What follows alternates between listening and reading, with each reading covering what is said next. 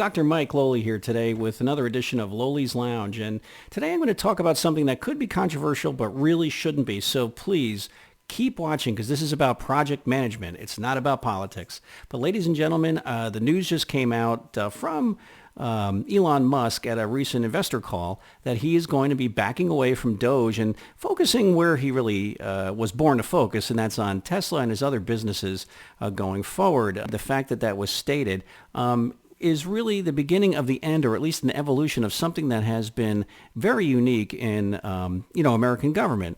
Bringing in a world-class entrepreneur in the form of Elon Musk to revolutionize the government. And so Elon Musk was brought in as a consultant. Basically, he's not an elected official. He was given a lot of leeway to do quite a bit and to bring his people in.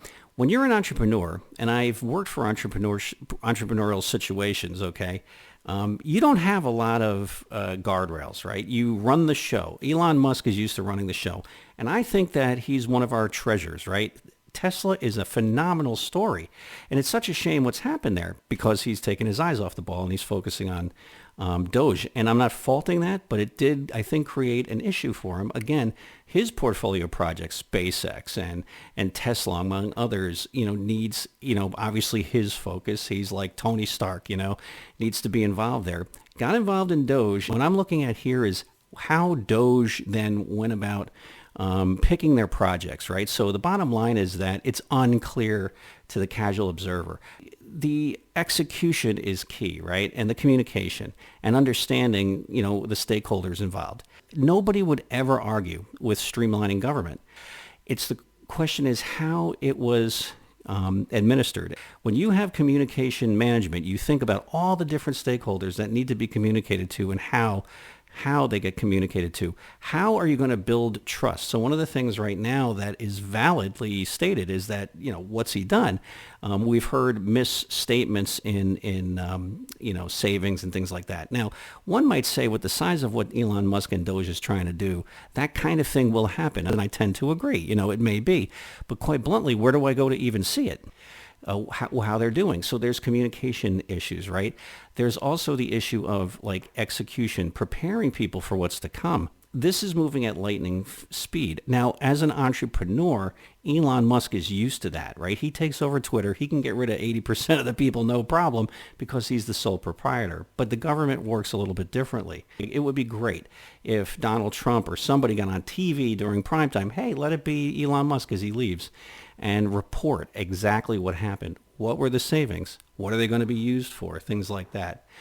And what was the project portfolio management selection process? How did they go about doing what they did? And then what they did, what was the extent of it? Having been a long-time portfolio manager, okay, in industry, I know what looks good and effective and what doesn't.